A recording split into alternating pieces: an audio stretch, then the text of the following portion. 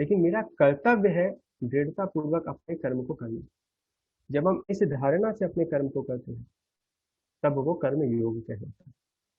सकाम कर्म योग, जब हम अपने कर्म के कुछ फल को भोगने की इच्छा रखते हैं और कुछ फल को त्यागने की इच्छा रखते हैं, 50-50, 20-30, 70-80, 10-90। और निष्काम कर्म योग, जब हम पूर्णतः अपने कर्म के फल से अनासक्त होते हैं, ये कहलाता है निष्काम कर्म योग। भगवान निष्काम कर्मयोग के बारे में बताने के बाद ज्ञान योग का वर्णन करते हैं। ज्ञान योग क्या है? भगवान ज्ञान योग का वर्णन प्रायः 5वें अध्याय में करते हैं। भगवान कहते हैं ज्ञान योग क्या है, चौथे अध्याय में भगवान ज्ञान योग का वर्णन करते हैं। भगवान कहते हैं कि ज्ञान का अर्थ क्या है? जब हम अपने अध्ययन से, अपने शास्त्रों के अध्ययन से, अपने आध्यात्मिक अध्ययन से ये समझते हैं कि मैं शरीर नहीं हूँ, आत्मा हूँ, और इस आत्मा का जो जीवन का उद्देश्य है वो सिर्फ कुछ भौतिक लाभ नहीं है, इस आत्मा के जीवन का एक उच्च उद्देश्य है। जब हम इस धारणा के साथ में अपना कर्म करते हैं तो वो कहलाता है ज्ञान योग। भगवान कहते हैं ज्ञान योग का लाभ क्या है? ना ही ज्ञानेन सदृशम पवित्रम इह विद्यते तत्स्वयं योग संसिद्धा काले नात्मनि विन्दति। कि हे अर्जुन, जो लोग ज्ञान का अनुसरण करते हैं, जो लोग ज्ञान योग का पालन करते हैं, उससे अधिक पवित्र और इस संसार में कुछ नहीं है। देखिए, संसार में अगर सबसे ज्यादा महत्वपूर्ण, सबसे ज्यादा उपयोगी, सबसे ज्यादा पवित्र, सबसे ज्यादा लाभकारी, सबसे ज्यादा महत्वपूर्ण कुछ है तो वो है आध्यात्मिक ज्ञान। क्योंकि वो हमें जीवन जीने की कला सिखाती है और जीवन के बाद सही गंतव्य को प्राप्त करने का सुनिश्चित मार्ग दिखाता है। तो भगवान कह रहे हैं इसीलिए हे अर्जुन, जिसे ये पवित्र आध्यात्मिक ज्ञान मिल जाता है वो व्यक्ति योग में सिद्ध होता है। तो ये यहाँ पे ज्ञान योगी का वर्णन हो रहा है। प्रायः भगवान योग शब्द का ही उपयोग करते हैं पूरी गीता में, लेकिन कभी योग शब्द से कर्म योगी को संबोधित करते हैं, कभी योग शब्द से ज्ञान योगी को संबोधित करते हैं, कभी योग शब्द से ध्यान योगी को संबोधित करते हैं। तो यहाँ पे योग शब्द से ज्ञान योगी को संबोधित करके कह रहे हैं कि ये जो ज्ञान योगी है ये ज्ञान के अनुसरण से अपने अस्तित्व की शुद्धि का प्रयास करता है। ज्ञान योग का विस्तार से वर्णन करने के बाद भगवान ध्यान योग का वर्णन करते हैं गीता के 6ठे अध्याय में, क्योंकि ज्ञान योग से भी उच्च है, क्योंकि ज्ञान योग से भी श्रेष्ठ है। जो ध्यान योग है ये अष्टांग योग है, उसके 8 अंग है पतंजलि योग सूत्र के अनुसार। यम, नियम, आसन, प्राणायाम, प्रत्याहार, ध्यान, धारणा, समाधि। तो यम, नियम, आसन, प्राणायाम हमारे शरीर और मन को संयमित करने के लिए, हमारे शरीर और मन को तैयार करने के लिए, और उसके बाद अपने आप को आध्यात्मिक चेतना में स्थित करने के लिए प्रत्याहार, ध्यान, धारणा और समाधि का मार्ग है। भगवान विस्तार से इसका वर्णन कहते हैं कि किस प्रकार हमें कैसी मुद्रा लेनी चाहिए, किस प्रकार अपने शरीर में इंद्रियों को संयमित करें, किस प्रकार हम अपने शरीर को स्वस्थ रखें।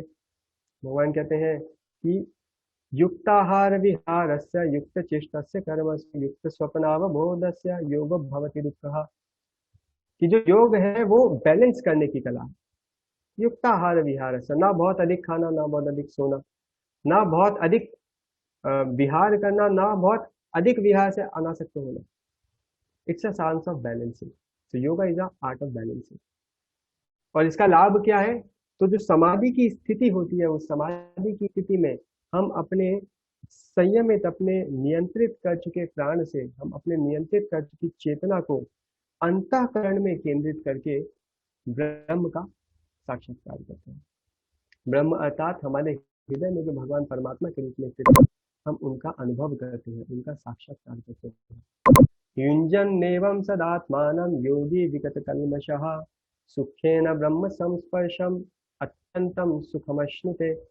भगवान 6ठे अध्याय के 28वें श्लोक में कहते हैं कि वो जो योगी है वो क्या करता है, वो अपने अंतरकरण में अपने आप को केंद्रित करके ब्रह्म के संस्पर्श में रह के सुख का अनुभव करता है और इस प्रकार सभी प्रकार के कल्मशों से मुक्त हो जाता है। यह ध्यान योग का ये ध्यान योग का उद्देश्य है। और यह सब बताने के बाद, कर्म योग, ज्ञान योग, ध्यान योग, ये सब का वर्णन करने के बाद भगवान गीता के 6ठे अध्याय के अंतिम श्लोक में, श्लोक क्रमांक 47 में कहते हैं कि योगी नाम अपि सर्वेशाम मद्गतेनांतरात्मना श्रद्धावान भजते यो माम समयुक्त तमो मतः। भगवान कहते हैं कि हे अर्जुन, सभी योगियों में सर्वोच्च योगी कौन है? योगी नाम अपनी सर्वेशम, सभी योगियों में सर्वश्रेष्ठ कौन है?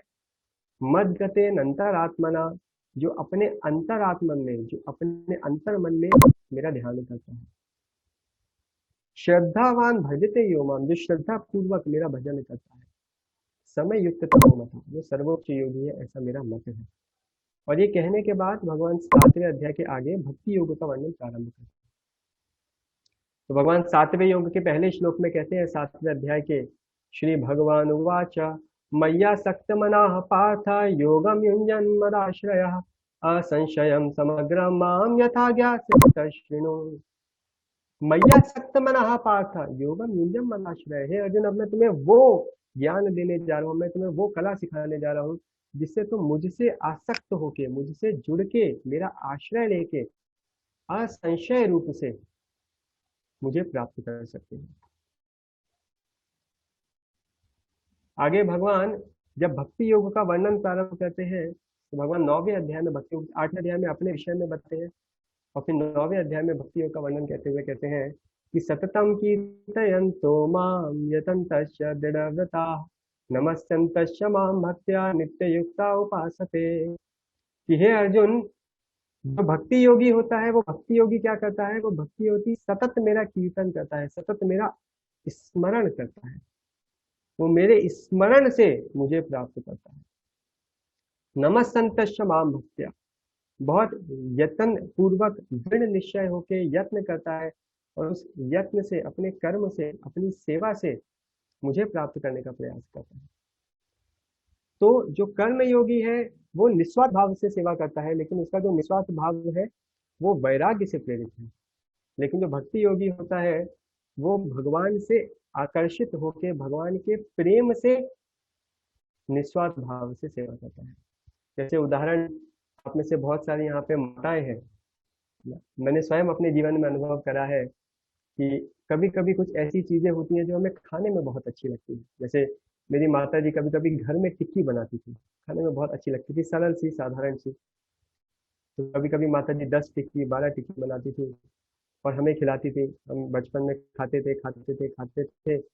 और कभी कभी ऐसा होता था कि सारे के सारे खा लेते थे, 10-12 टिक्की हम अकेले ही खा लेते थे। और मैं बार बार पूछता था कि माँ, आपने अपने लिए रखा है ना? माँ कहती है हाँ रखा है, तुम खाओ तुम खाओ। नहीं रखा है ना? पक्का? नहीं रखा है, रखा है, तुम खाओ तुम खाओ। और हमें सारा खिला देती हैं हम माताएं। और फिर उसके बाद जब आप जाके देखिए रसोई में, किचन में, तो पता चला माता ने सब आपको खिला दिया, अपने लिए कुछ बचाया ही नहीं।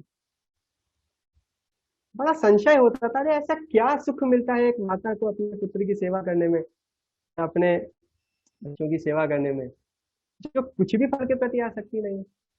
बाद में पता चला ये प्रेम है, ये प्रेम के कारण मिलने वाला आनंद है। जब हम किसी को प्रेम करते हैं तो हमारा उद्देश्य उसे प्रसन्न करना होता है, उससे अपेक्षा में कुछ प्राप्त करना नहीं होता है। और जब हम इस उद्देश्य से कार्यरत होते हैं तो बहुत आसान होता है कर्म के फल से अनासक्त हो जाना।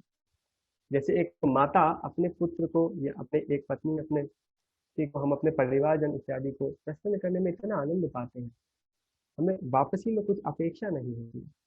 तो इसी प्रकार जो भक्ति योगी होता है, वो भक्ति योगी भगवान के अनन्य गुणों से आकर्षित होकर, भगवान के लीलाओं से आकर्षित होकर, भगवान के नाम से आकर्षित, भगवान के रूप से आकर्षित होकर भगवान की सेवा, भगवान की प्रसन्नता के लिए कार्यरत रहता है। ये भक्ति योगी की विशेषता है। सततम भगवान का कीर्तन करता है। और भगवान कहते हैं ऐसे भक्ति योगी का मैं क्या करता हूँ? अनन्या चिंतयन्तो माम ये जनाः पर्युपासते तेषां नित्याभियुक्तानां योगक्षेमं वहाम्यहम्। कि ऐसा जो भक्ति होती योगी होता है, जो अनन्य रूप से मेरा चिंतन करता है, जो नित्य रूप से मेरी उपासना करता है, योगक्षेमं वहाम्यहम्, मैं उसके समस्त आवश्यकताओं को पूर्ण करता हूँ और उसको जो आवश्यकता होती है मैं उसे प्रदान भी करता हूँ। और मुझे प्रसन्न करना बहुत आसान है। पत्तम पुष्पम फलम तोयम यो मे भक्त्या प्रयच्छति तदहम भक्ति उपहृतम अश्नामि प्रयतात्मना। कोई मुझे प्रेम से, भक्ति से कुछ भी दे देता है, मैं बहुत आसानी से प्रसन्न हो जाता हूँ। और इसीलिए अंत में भगवान जो 9वें अध्याय का जो अपना योग के ऊपर पूरा संदेश है, भगवान उसका समापन करते हैं 9.34 में, जहाँ भगवान कहते हैं मन मना भव मद भक्तो मद्याजी माम नमस्कुरु मामे वैश्यसि युक्त एवं आत्मा नमत्परायणः। कि है अर्जुन, इसलिए मैं कह रहा हूँ कि मुझसे जुड़ो, मेरे साथ संबंध स्थापित करो, मेरे साथ संबंध स्थापित करके आध्यात्मिक रूप से तुम प्रसन्न रह सकते हो। ये योग की पूर्णता है। तो मैं बहुत ही आनंदित हूँ कि हमारे इतने सारे महान जो हमारे मित्र हैं, जिन्होंने इतना सुंदर संगम इकट्ठा किया है, इतना सुंदर ये संगम है जहाँ पे लोग अपने जीवन को योग के माध्यम से, आध्यात्मिक साक्षात्कार के माध्यम से भगवान से जोड़ने का प्रयास करें। जब हम ऐसा करेंगे तो शारीरिक, मानसिक, भावनात्मक, सामाजिक सब रूप से हम सुखी हो सकते हैं। क्यों? क्योंकि हम आध्यात्मिक रूप से संतुष्ट होंगे। ये विशेषता है भगवान के गीता में योग के पूरे वर्णन की, जो दूसरे अध्याय से प्रारंभ होता है। तीसरे, चौथे, पांचवें, छठे, तीसरे चौथे अध्याय में कर्म योग, ज्ञान योग, पांचवें अध्याय में निष्ठा योग, मैंने छठे अध्याय में ध्यान योग, फिर सातवें, आठवें, नौवें, 10वें, 11वें अध्याय में भक्ति योग में जाके समापन। तो मैं बहुत आभारी हूँ आप सभी का, जो आप लोगों ने इतना उत्साह के साथ, इतना संयम के साथ इस संदेश को सुना। मैं बहुत बहुत आभारी हूँ सभी संयोजकों का, जिन्होंने हमें अवसर दिया गीता के संदेश को चर्चा कर पाने को। इसीलिए श्रीपाद शंकराचार्य कहते हैं, सर्वोपनिषदो गावो दुग्धा गोपाल नंदन पार्थवत्स सुधीर भोक्ता दुग्धम गीतामृतम महा। कहते हैं कि सभी उपनिषदों को एक गाय मान लिया जाए तो उस गाय का दूध रूपी सार क्या है? वो है श्रीमद् भगवत गीता। ग्वाला कौन है जो इसे निचोड़ रहा है? वो है कृष्ण। और बछड़ा कौन है?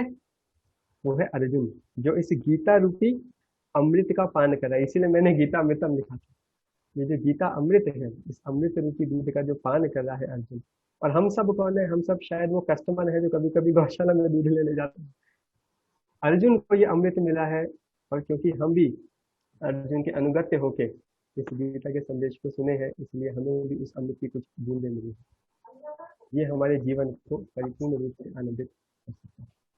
हरे कृष्ण। बहुत धन्यवाद श्रद्धेय आचार्य जी।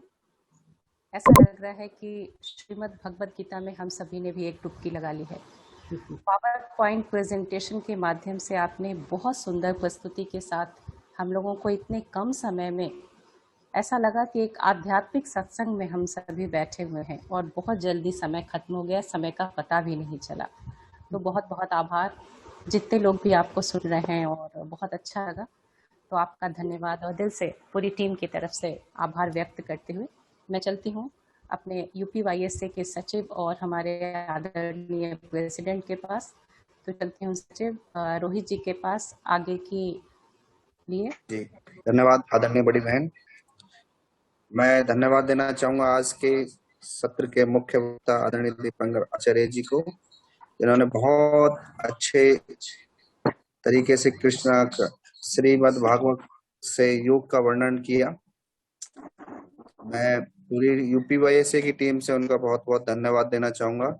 इसी बीच हमारी आदरणीय बड़ी बहन और हमारे मार्गदर्शिता के रूप में मुझे व्यक्तिगत रूप से भी मार्गदर्शन देने वाली आदरणीय सविता बहन जी, जो अपनी महिला पतंजलि योग समिति की राज्य प्रभारी है दिल्ली NCR की, तो उनका भी आज हम ताली बजाकर अभिनंदन करेंगे, दोनों मुख्य अतिथि और आज के मुख्य वक्ताओं का। तो मैं एक बार टीम की तरफ से धन्यवाद। मैं समापन के लिए जिसे कहूंगा कि आदरणीय ऋषिपाल सर को आमंत्रित करें। जी बहन जी हमारे प्रेसिडेंट और हम सभी को बहुत ही सुंदर मार्गदर्शन देने वाले ऐसे हमारे युवा और पिता तुल्य आदरणीय ऋषिपाल सर के पास चलती हूँ आगे के मार्गदर्शन के लिए। ऋषिपाल सर, सर आप म्यूट हैं। धन्यवाद वंदना जी, धन्यवाद रोहित जी, धन्यवाद आदरणीय हमारे आज के चीफ गेस्ट साहब। ऐसा लग रहा है कि गीता के पूरे 18 अध्याय आपने इतने से सूक्ष्म समय में सारा कुछ हमें समझा दिया, बता दिया। इतना ज्ञान तो कई महीने क्या सालों की प्रैक्टिस के बाद भी नहीं प्राप्त होता जितना आपने आज करा दिया। पूरे कम से कम 150 से ज्यादा आदमी जो जूम पे जुड़े हुए थे, 100 से ज्यादा जो आपकी फेसबुक से जुड़े हुए थे, निशब्द होके आपको ही सुनते रहे, सिर्फ आपको ही देख रहे। कितना अच्छा दर्शन है, कितना अच्छा लग रहा है पूरा सुनते हुए, मन नहीं चाहता हटे यहाँ से।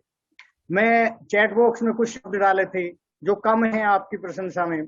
मैं जानना चाहता था स्थित प्रज्ञ पूरी तरह से क्या होता है और उसकी भावनाएं क्या। चलिए फिर दोबारा से आपसे किसी दिन सेशन लेंगे। बहुत बहुत धन्यवाद मेरी पूरी वाईएससी की टीम का जुड़ने के लिए। जितने यहाँ प्रबुद्ध जन आज इस सेशन में जुड़े हैं उस सबका हृदय की गहराइयों से धन्यवाद। पुनः पुनः मैं अपने प्रत्येक, अगर हमारा नेहा जी से मैं आग्रह करूंगा कि अगर हमारी यूपीवाईएससी के कोई भी कार्यकारिणी के सदस्य या जुड़े हों, प्लीज 2 मिनट का समय दें, वो अपना वक्तव्य दे सकें, अपनी बात कह सकें। नेहा जी प्लीज। जी सर। कोई जो जुड़े हों। जी सर, जी सर। सर कपिल भाई हमारे साथ जुड़े हुए हैं। दें कपिल को 2 मिनट का समय। अच्छा, शालिनी जी।